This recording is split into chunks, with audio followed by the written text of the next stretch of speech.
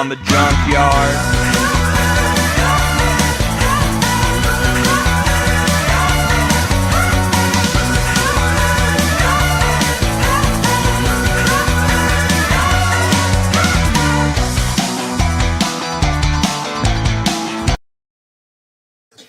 Welcome back to another episode of the Beyond the Junkyard podcast. We are live again after taking a week off of being live.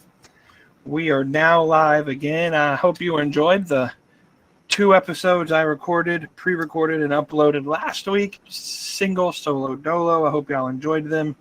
But we are back and I'm not alone. Kdawg is back. He's returning after his week absence. Don't worry, I stripped his pay from him. He is back. How are you doing on this wonderful Thursday, my friend? Well. It is a relief. It's crazy how fast time flies. Took a little bit of a week off. I guess we were being a little bit patriotic. Celebrating the holiday and all that good stuff. So, been a whirlwind of a week over the last 7-8 days here in the Kdawg household. We're here. We're making do. We are alive. That's the best I can give. How in the hell are you doing, sir? It is a wonderful Thursday, and I'm dragging a little bit, to be honest with you. I didn't have my energy drink this morning like I typically do. And that's for one reason. So I can promote our sponsor, W Energy Drinks. I will be drinking this tonight. You can't have too much caffeine. The government says too much could kill you. So I had to hold off all day. But W Energy, we open it up. Go to w.gg, use the code Beyond the Yard at checkout. Last I checked, these canned drinks were so popular they were out of stock. So I don't know if they were back in stock yet, but you can get their powders still for 10% off if you use our code Beyond the Yard. And let's get going. We got a pretty beefed up show for you today. First things first, you weren't here last week, so we didn't get an update on how our predictions went for Forbidden Door. I'm pretty sure I maybe missed one or two, but honestly, I can't remember. Let's go over that real quick to start, and then we'll break down into some of the meat of the show that we will talk about. How did we do prediction-wise for Forbidden Door, my friend?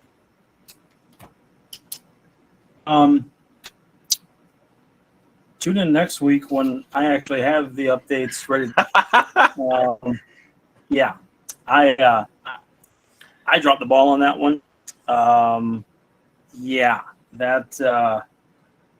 That's all me. It's it will get done. I know I missed at least one or two as well. So I will get back to you on that.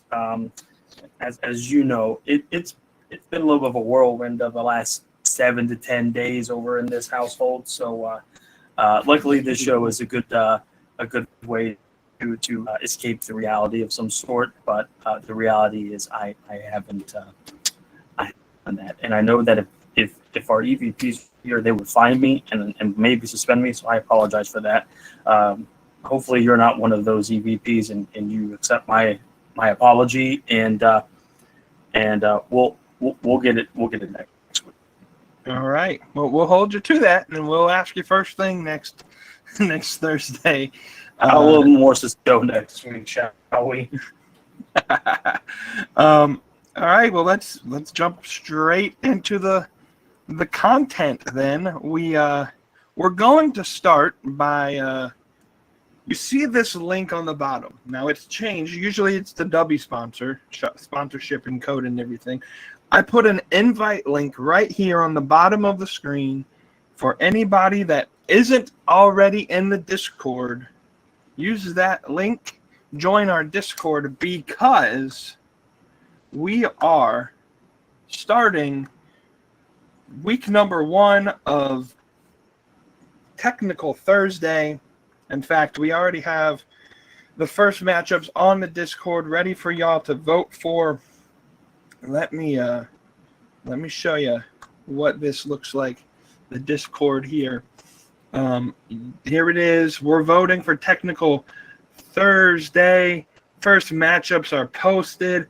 Joe Hendry is currently getting obliterated by Moose.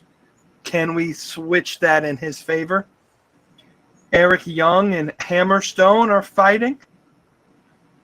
Josh Alexander and Mustafa Ali are dead tied early on in the voting. Like, this is a weak thing. And then Matt Cardona sweeps Sami Callihan. I spelled his name wrong. Don't pay attention to that. I spelled his name wrong on accident. Like I said, I was tired earlier this morning. Maybe that's why nobody voted for him, because they think it's a different Sami Callihan. It's a combination of Sammy Guevara and Sami Callihan. But this guy's a jobber. Correct. Here's how we're going to do this. We're doing the TNA division round 1 this week. Next week, we'll go to the New Japan Pro Wrestling Week 1 matchups. Then we'll go to the AEW matchups the week after Week 1. And then Week 4 of the first round matchups will be the WWE division. And we'll just keep repeating that until we get down to 1 on each side. It's going to take some time to find a winner, but it allows us to have content to post every week. So that's why I'm doing it this way. To answer DJ Wavy D's question, my Discord is not in dark because I can't see very well, so I need the white instead of the black. That's the easiest. That could be taken a different way. So, but anyways, in context, I'm talking about dark mode on a computer screen. Just saying. I know that's not what you meant, but I'm just saying. And then if you see his other comment where it says something about link, the link. Yeah, listen here, you Mark. How about you don't be lazy? You put the damn thing into your search engine on that Google machine. You type it in. That's how you get to it. Yes, let me reiterate. This is not a link. You can't click on it. I don't know how to do that on the software that we use. It's just you just gotta type it in manually. My apologies. I should have explained that in better detail. But yeah, just type it in. It's 29 characters. Anyways, we're going to breeze by that. Voting is now available. Join the Discord, and we're going to zoom through that this year. Hopefully we get done by the end of the year, and we'll have the 2024 Technical Wrestler of the Year for the Junkyard or the Beyond the Junkyard podcast. But it's also a way for me to promote our Discord and maybe see if we can get some more people to interact and build a community. So let's keep going. Hey, I mentioned Dubby as the partner, the affiliate energy drink, and the code's in the description also. We're also a WWE shop affiliate, which leads me to my next question. It's the WWE question of the week to promote our partnership with WWE Shop. Link in the description below. And if you're watching on YouTube, or also in the description field if you're listening to the audio. Stephanie Vaquer has officially been announced to join NXT, joining a long list of people that have left the indie scene or AEW to join NXT. People such as, and recent months: Ethan Page, Sean Spears, Dragon Lee, and now Stephanie Vaquer. But there is a question that I saw on Twitter, on X, the other day, asking, is it a coincidence that WWE waited to sign people like Jade Cargill, people like Stephanie Vaquer, people like Dragon Lee, until they were noticed and did really well in an AEW appearance?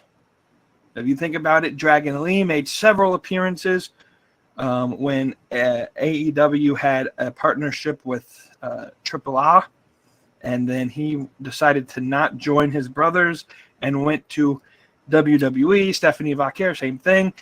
She had a tryout in Chile in 2019 for WWE. They didn't sign her then. She makes an appearance at Forbidden Door, her first show of that magnitude in the States. And a week or two later, burns every bridge she had with CMLL and New Japan Pro Wrestling to take the opportunity to join WWE, join NXT. Hey, I'm not going to all power to her. I hope she does well, but I hope she gets booked to the moon in AEW. I'm sorry, I wish she was in AEW, but anyways, in NXT, because if not, she might have burnt a lot of bridges that she could not maybe rebuild. So the question is WWE scalping or stealing wrestlers, performers from indie companies and AEW in particular? Or is this just a normal way of business for WWE? Or are they just going more extreme to make sure that the people that AEW wants, they make sure that they go after them to the extreme, and the people that they don't want, they just don't even try and get?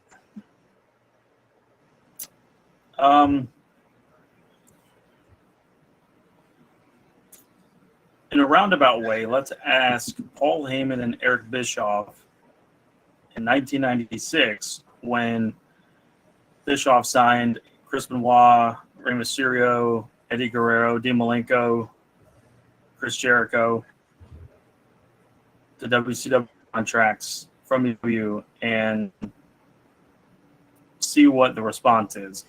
Bischoff says it wasn't a raid, it was just they had a bigger budget and could sign those guys to better deals, whereas raiding. I don't know if Tony Khan will say that it's raiding, because I don't think he should. Selfishly, do I wish that Stephanie Vaquer should have went to AEW? Yes, because I feel like talent can be exploited there. And from a pure wrestling perspective, but if Stephanie thought that the better deal was with WWE and NXT for the time being, can't fault the person for taking what they believe is best for them. Kudos to her. Hope she does well in NXT. I hope that they mold her into a fantastic star that performs well in NXT and then makes her way up to the main roster and destroys everything. On one token, I would say, look at what Tony Khan has passed, that he is going to be opening up the checkbook to sign all these big free agents this year. And for the most part, he has. So he's kind of set himself up in a way that he wants to splurge on a lot of big name talent. Okada, Mercedes, Ospreay. And for whatever reason, maybe Stephanie Vaquer just didn't want to do it and decided that jumping to WWE was a better option. And I don't think they're raiding talent. I don't think that they're stealing, nothing like that. It's just business. What, in my opinion, I see is that it is a healthy ecosystem for wrestlers right now. When you have WWE with the buku amount of bucks that they have with their brass and their ownership, and AEW with their brass and their ownership, having this almost seemingly unlimited checkbook to just sign all these big people, it's a fantastic time for the wrestlers to get on great paydays. And the WWE starting to slowly kind of intertwine into quote unquote forbidden world and working with TNA and working with the Japan promotion, sending talent over to Pro Wrestling Noah, and AEW doing their stuff with CMLL and New Japan and Stardom and all that. It's a fantastic time to be a wrestler. It should be a great time to be a fan as well, because you're seeing all these big stars being brought to these bigger companies and showcasing their talent on national television. So overall, I'm not mad at it. Yes, so I wish she was in AEW, but that's neither here nor there. That's just because we wanted to see her in AEW more. But hey, hope she does well in WWE. And like I said, I just hope that they, exploit her talents, mold her into a well-rounded overall performer, and hopefully we'll see her not only main eventing a takeover, or I don't know if they call them takeovers anymore, but they're PLEs and potentially main eventing main roster PLEs. So yeah. My biggest concern about Stephanie Vacher is, remember when NXT promoted that they signed Julia, and we haven't seen her debut yet, and it's almost on the back burner of like, when is she coming? And I know, I guess the idea was Rossi Ogawa was going to build Marigold, his new company, because he got kicked out of Stardom, and he's going to build this new promotion, and Julia is going to help build it off the ground. And then when she's done over there, she'll come to NXT. But how long is that going to be? When is Julia going to show up in some faction or some way of some shape or form in NXT? Also, Stephanie Vacher is a bigger name than anybody on the NXT roster. And so, to me, one, her going to NXT, to be quite honest, makes me want to tune in to watch the women's division of NXT. But the rest of the show, I watched Heat Wave on Sunday last week, I think it was. And outside of Roxanne Perez's match and Kalani Jordan's match, the rest of the show was just kind of and so you got me hooked. Women's wrestling's at the best point it's ever been in terms of talented rosters. But Stephanie Vacher's a bigger name than NXT. And so, to me, you already squander that by putting her in. And I know the WWE, like, elitists, the E-drones, the people that glaze Jim Cornette for 3 hours a week, they'll say, "Oh, it's a third brand. It's not development. It's development." That's the entire purpose of it. That's why you don't see Becky Lynch there 12 months out of the year doing NXT. She was only there to push, in my opinion, to get over Lyra Valkyria, and then she left. But here's the thing I got to consider. I don't necessarily think they're scalping talent or they're stealing talent. They're free agents, or not in Stephanie's case. She left. And that's the problem that I've seen. This is two of their last 3 signings in NXT. The rumor has it they both Ethan Page and now Stephanie Vacher. The reports are they basically just were like, "Get me out of my contract." Ethan Page still had multiple years left on his contract before he left, and Tony Khan let him out of his contract.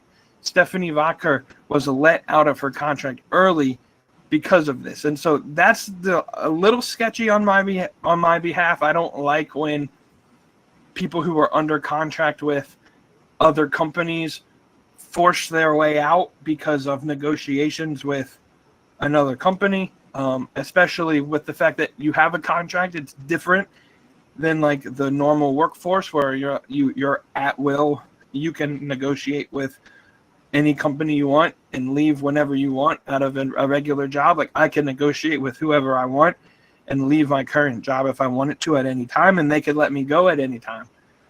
And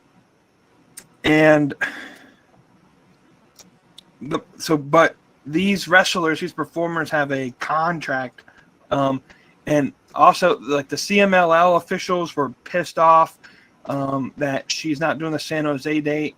They at least wanted her to do the San Jose date and drop the belt in a match, and now they have to switch plans and last minute strip her of the belt like that. That especially with the fact that she was like the big person that they were promoting for that show. Tony Khan was pissed off. I think he was under the assumption that he was going to get Stephanie Vacher at some point to sign to AEW. I think he felt like WWE kind of cheated him out of that. But at the same time, I don't know if Tony Khan offered the most money in this deal. Because the only reason I see you not giving the bag as much money as Stephanie Vacher wants is because you have a couple other wrestlers already booked up to sign. And so this is where I see it. Is, okay, WWE gets Ethan Page and Shawn Spears and Julia and Stephanie Vacher. But AEW, in that span of time, is going to get Ricochet most likely. On NXT side, we'll also add Motor City Machine Guns because it sounds like they're on their way to NXT as well. But we're most likely going to get Ricochet. We just signed Mason Mansoor. They used to be called the Maximum Male Models in WWE. Not a big signing, but big names that were in WWE. There's a possibility. Megan Vane is there. Camille Brickhouse apparently has a contract with AEW.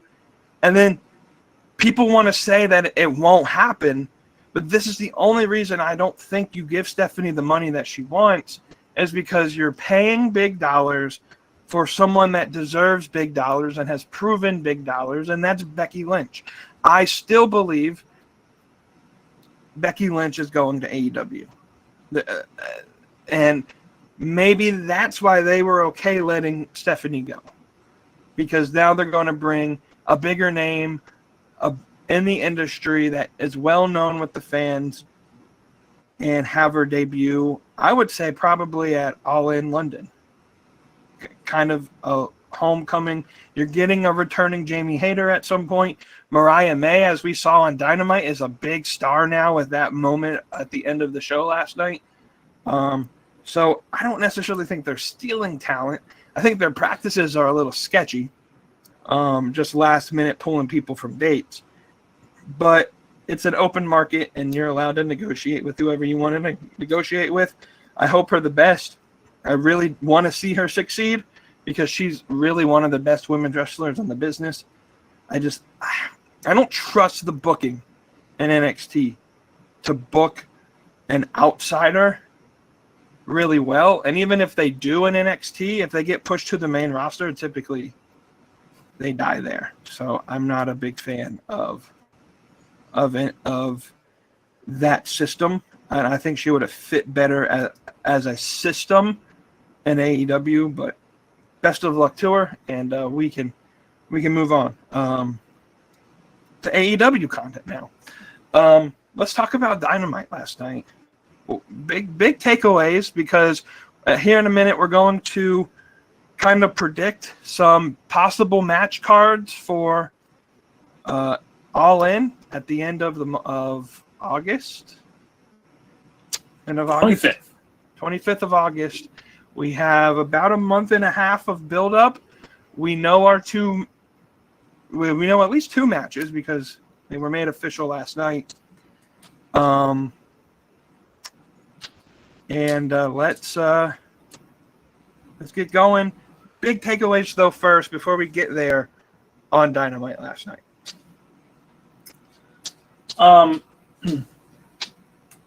I'll throw one out. I saw somebody post a comment on Facebook last night where they were upset that Dynamite had 4 matches in 2 hours, and to which I was like, "Are you serious right now?" Money Bank had just 5 matches on a 4-hour show, or 6 matches on the 4-hour show, whatever you want to call it. Every show doesn't have to be a 6-match card.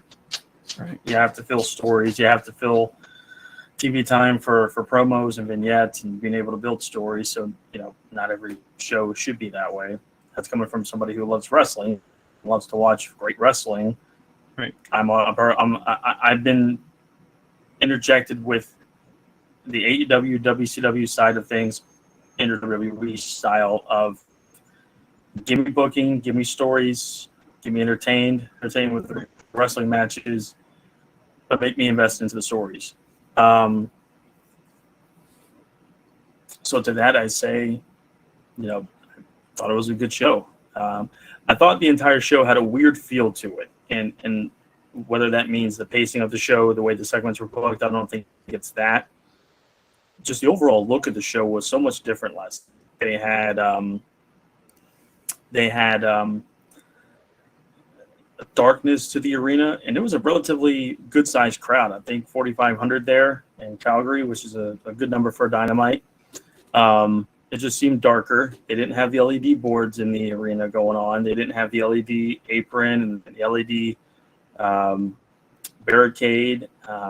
Their Titantron wall was like a perfect square, not the curved screen that we've been seeing. Those are little nuances that somebody like me just pays attention to because I don't know. I like the entire feel of the show. And I was like, man, it's almost looks like this is a house show, just a little more lit. I'm not to say it's a bad thing. I don't know why that happened, why they did that. Who knows? But got a good promo from Ospreay at the beginning of the show. Got an interesting thought on next week's match between him and MJF for the international title. Don't think that's going to happen. Really? I think that if they have an actual match, I hope that they're not going to try to do what the Adam Cole MJF storyline was, where 5 more minutes and then we have another match at All In. I don't want to see the match at all. MJF needs to be like, you know what? I don't feel like wrestling tonight. I want to wrestle you at All In. They better not put on that match next week. I'll tell you that much right now. Well, let me interject there while we're on that topic. They shouldn't have even announced it as a match. And I get it. Next week's 250, and they want a big showing, and they want people to show up. And Ospreay and MJF might get some people that don't normally tune in on a Wednesday to tune in on a Wednesday. But you ruin, like, if it does or it doesn't happen, putting this match on a Dynamite ruins the feel that it could have gotten if you just push the storyline out and announce the match at All In. I don't know if they have the match or not. And if they do have a match, I don't expect a clean finish by any mean. I don't see how because they got to progress this story out several months. Though maybe not, because Pac won a match that he wants to go to All In, and now he has a number 1 contendership opportunity for that title. So I think they may have the match, because it might be Ospreay and Pac at All In. So I don't know. I could see that with you, but I don't know. But you can continue. My fear is that we're going to get a 6-man ladder for the international title at All In, which on paper sounds like a great thing. AEW can put on great ladder matches, and especially if they have Ospreay and MJF and Pac and Daniel Garcia. It would be an action-packed match. It would be fantastic and entertaining. But it's like, why do we need to do this when we have a strong co-main event right there in our hands? Why are we doing this on free television? This is almost like a WCW where we're putting that kind of a match on free television. Right. And I think it could be for a bigger ploy to boost up the attendance for next week in Arkansas. It's not looking great. I don't think it's a strong market for AEW as a whole, so I guess they're just trying to enhance the ticket sales for that show, and good on them to try to do it. But at the same time, it's like, just the loss on the fact that we're not going to get the 4K this week, and just have a good show anyways, and let's move on and build towards All In. We don't need to be booking for one show every week to boost the attendance. And I get it, we do need to boost the attendance, but like, just ebbs and flows. It's going to come, it's going to go. Some markets going to be stronger than others. You just got to face the facts with that. But I just hope that there's not a clean finish. There's not much of a match in general. It'd be great if it had a 2-minute match and then MJF gets a DQ, and then we just start building it up more towards All In. But again, like you said, Pac is involved in this in some way. I feel like Daniel Garcia is still involved in this some way. So presenting itself for an interesting dilemma there for All In. Yeah. All righty. Yeah, I think my big key takeaways from the show, and I'm sure you would like to mention this in some way, is the women's division in AEW. That this time last year, I don't even think we were talking about the women's division in AEW. It was a joke, like Saraya was being pushed in the main title scene, and nobody really cared about it. I think Jamie Hayter maybe was a champion at this point last year. Or Britt Baker, one of the two. I can't remember who it was. Or was it Thunder Rosa? I can't remember. It was Jamie, but then she got hurt, and so she got the title. And it ended up being a 4-way for the women's title. Ashita was the champion. That's Ashita, right. Saraya, I believe Toni Storm was in the match, and Britt. And that's where we got to. And now we have a totally different story of the women's division, where I can say and I hate this phrase, the mid-card title. It's not, AEW doesn't use that kind of language. Any champion can be as important as it can be built, and at certain times, certain championships have more prestige outside of the world title. That's always going to be the number one title in both divisions. But any title can be as important as the character can build it. We have a TBS champion that I think this story with Mercedes Moné and Britt Baker is going to be really, really good. The way that they're kind of slow building this. I don't know if Britt's cleared to wrestle yet. I think she is, but I'm not 100% certain. Maybe that's why they're not really letting her take any bumps yet. But the slow build to this story, we probably see this come to fruition at All In. But then the main title scene, Toni Storm and now Mariah May, I did not expect them to pull the turn, honestly, last night. I thought they were going to wait a couple weeks before the turn.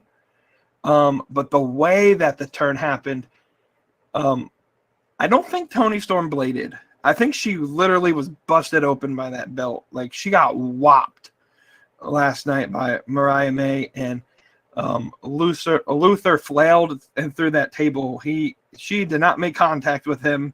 That was totally like camera botch. Like, you could tell that he just kind of flailed himself.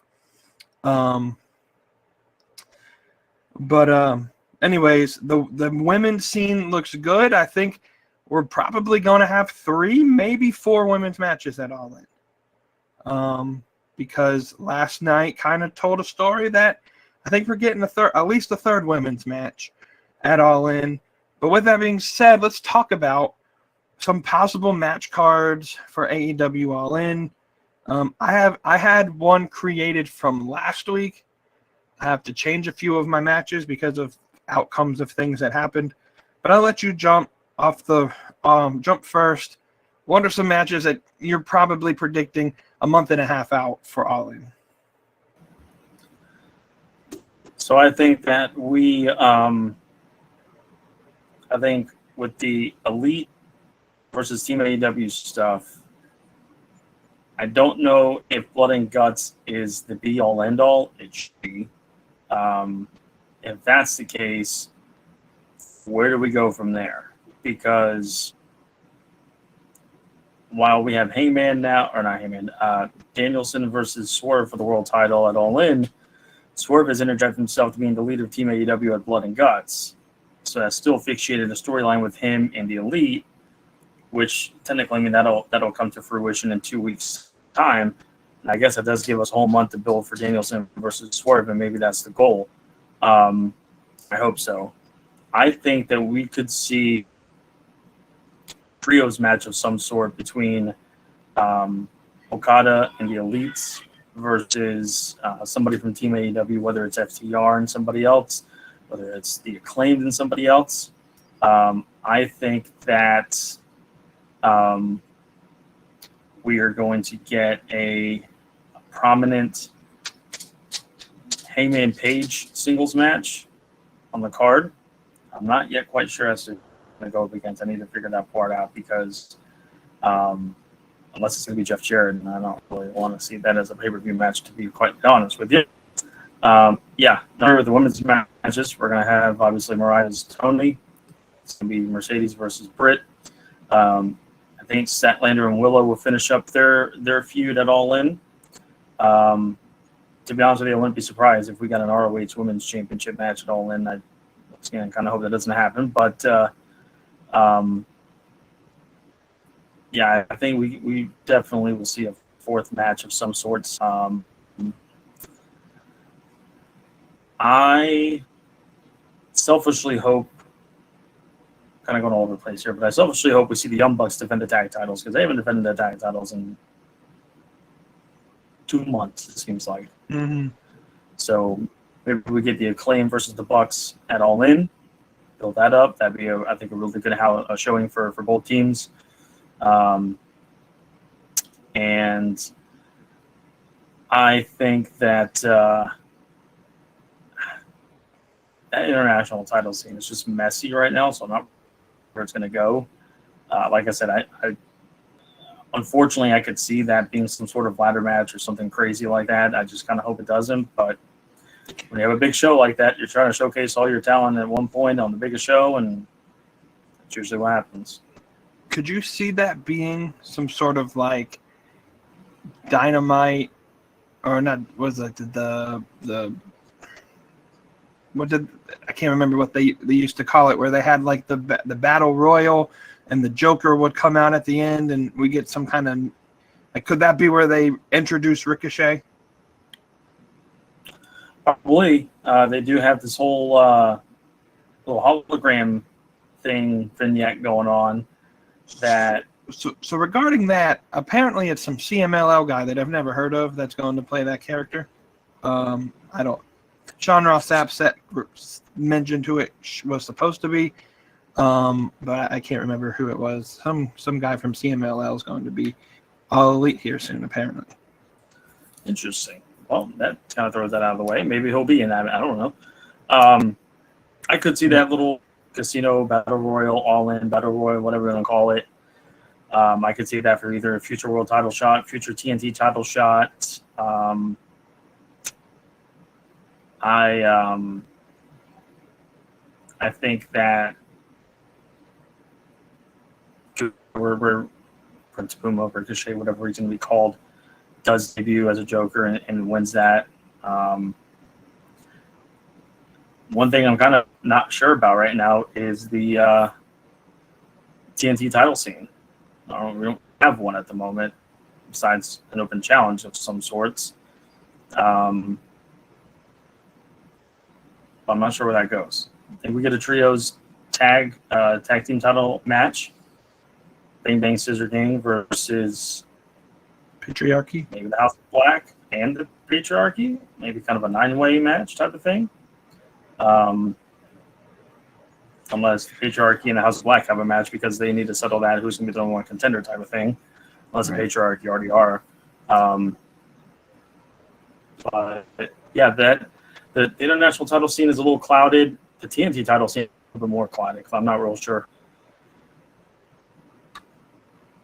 who kind of is even a thought right now for that title picture.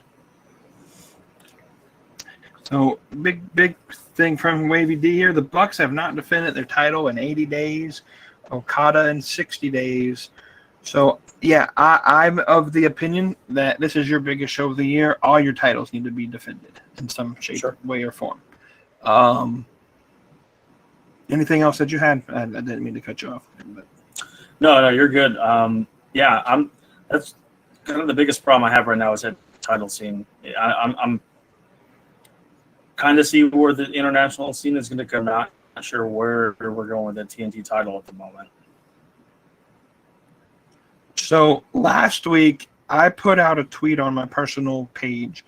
It says, just shooting in the wind, but possible AEW All-In card could include. And the first one we're changing because it's Swerve versus Bryan Danielson. I put Swerve versus Hangman. I was almost convinced Hangman was winning that match. They swerved me, no pun intended, very hard with having Danielson win that match.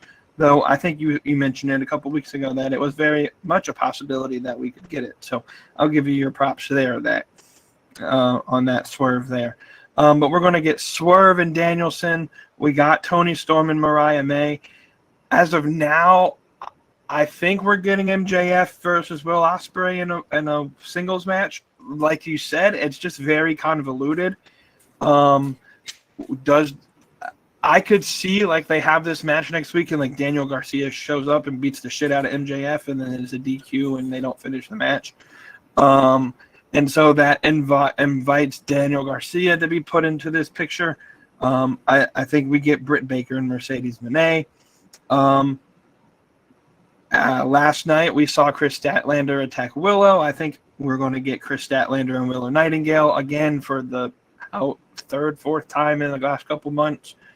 And I think we get a returning Jamie Hayter. I believe she'll be ready by that time.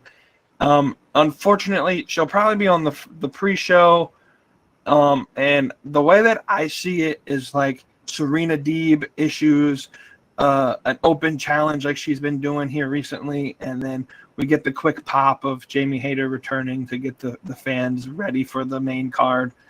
And Jamie Hayter comes back on 0 Hour. That's just kind of the way that I see getting another women's match on the show. Though I could see like an ROH women's TV title match, Billy Starks or Athena in there. Yes, sir. Don't mean to cut you off. It just popped in my head. Mm-hmm. I don't think we've had one of these. Oh no, we had a women's version of this, but it was the Battle Royal. Maybe we have a Battle Royal, All-In Battle Royal to determine the next number one contender for the women's title. TBS title. See Jamie Hayter coming back for that, or the ladder, casino ladder thing.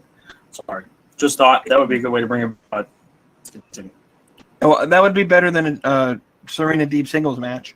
100% agree. Ain't nobody watching that. She's like the Zoe Stark of our division. But anyways, you were talking about the Young Bucks defending. The Acclaimed have a number one title spot.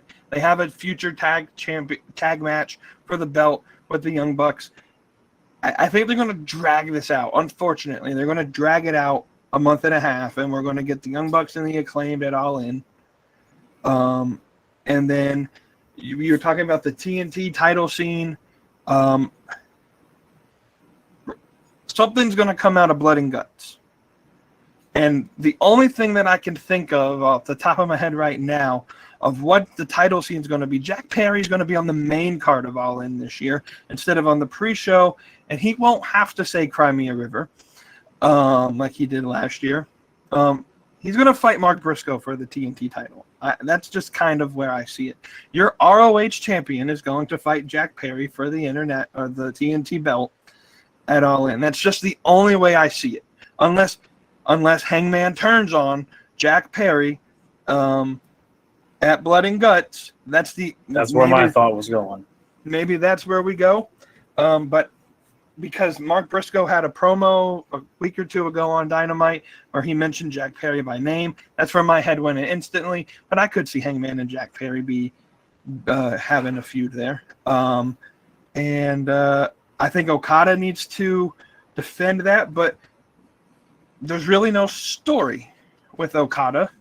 Now, Okada and Hangman had a little bit of tension last night, so could we have Hangman and Okada instead of Hangman and Perry? I could see that. But he has the Continental belt, so I feel like you need like an international presence. And I know Okada's Japanese, but like I could see someone like Tanahashi or something like that being the feud for Okada at All In. And other than that, like there's a few other stories that are kind of being built. Unfortunately, we're going to have a Chris Jericho match on the card at some point. Let's talk about Chris Jericho for a minute. Can he just leave? I think I say this every Thursday now, but can he just freaking leave? And now the rumor, listen to this. The rumor that I saw was we might get Chris Jericho versus Taz at All In. Now, I don't think Taz is capable of walking by himself, so I don't see how this happens. But that's the rumor that they're thinking about putting Taz in the ring with Chris Jericho in London, England. Another match that is highly speculated that I would like to see, but I don't know if it'll happen. Bryan Danielson and Nigel McGuinness, possibly at All In. Nigel has been a thorn in his side on commentary every time he gets the opportunity to call a Bryan Danielson match. We'll see, I guess, about that. But those two are kind of like the what does the OC call them? The nerds of the wrestling community, just kind of like fantasy booking stuff that probably won't happen. But yeah, that's it's kind of where I see it. But like I said, there's a month and a half, and Tony Khan likes to kind of throw things at the wall as he's booking some of these big shows, and who knows, we're going to get somebody who hasn't had TV time in quite a while have a big match at some point. Lance Archer or something. Dominik Dijakovic might show up. Who knows? We'll see. I have kind of maybe a thought on the TNT title scene, but more so we have Swerve in Briscoe for Team AEW. Did Darby announce, or was that? Did I missed what he said on his promo? Was he part of that as well? Didn't proclaim that he was yet, but that would make sense if he's going to be joining Team AEW, which means now we have two left, and typically that's going to be who's going to come into play, and is that either going to be FTR or the Acclaimed? Now, a big question that I have is, where does Orange Cassidy fit in all this? Can't have him not be on your show. That'd be a good match between him and Jack Perry for the TNT title. That would be cool. I could get behind that. But I mean, you could build that story in a month if you wanted to.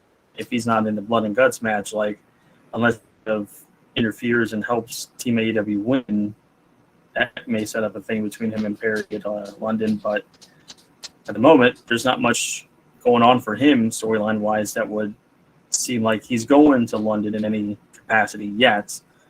Still close to a month and a half away, so obviously things can change. But yeah, I just happen to think about that as we're going through the card and the roster, and I'm like, Orange Cassidy's not even kind of in the picture anymore. I think after Blood and Guts in 2 weeks, that TNT title scene would be a lot more clearer. I think they're waiting for Blood and Guts to have some sort of outcome out at that point.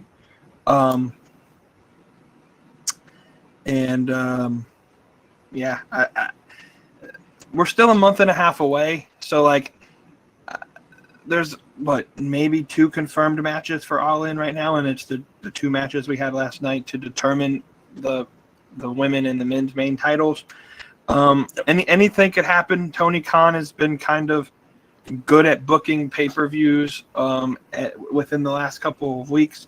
My question has to be, I guess, we have All In on the 25th, and then the week after we have Chicago. We have And my feeling is, with that TNT scene, is there a possibility that they don't put Jack Perry in London defending his belt because they want him to get that massive heat in Chicago? Could do both. I mean, you could, but tell me if I'm wrong on this, but did they kind of split the belts up last year for All In and All Out? This is, again, back to your point of we don't need to have 2 pay-per-views 2 weeks in a row, but it's just kind of difficult, I feel like, to do all that. Yeah, listen, Tony, I'm glad you at least listened a little bit and you pushed it back a week. Scrap All Out together or something that will not be sustainable every year. That is bound to see your pay-per-view numbers dip below 100,000 because people just, it's too much going on. Unless you give a bundle, then yeah, it's going to see it more than that. But yes, if you just allow us to stream on an app and not have to pay $50 every back-to-back weeks.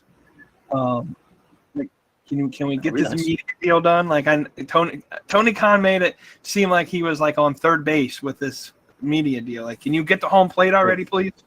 Like, no kidding. I have a way that you can get it for cheaper, but it's technically like illegal. All you need is that. We don't want to get kicked off yet. But yeah, I think All In will be good. But when you're booking it All In, I think you also have to consider, hey, in a couple of weeks we got All Out, and we can't really build I guess you could build a story. WWE does it all the time in 2 weeks. I don't. On a quick aside, I don't get WWE's booking because sometimes they can put a story together in 2 weeks, and then sometimes you get the Wyatt 6 thing where it's like the same copy and paste for 4 weeks in a row and nothing really progresses. So, like, can they be consistent with their booking? Like, it sucks both ways, but just pick one style and stay with it. I'm gonna. We're running out of content, but I just saw this comment in our comment section, and I'm just gonna off the cuff just introduce a new segment called Dumb Comment of the Week in our chat. And here it is. It's the dumbest comment of the week. And it's, by the way, Ethan Page is the best world champion in wrestling right now. You are a goddamn lie.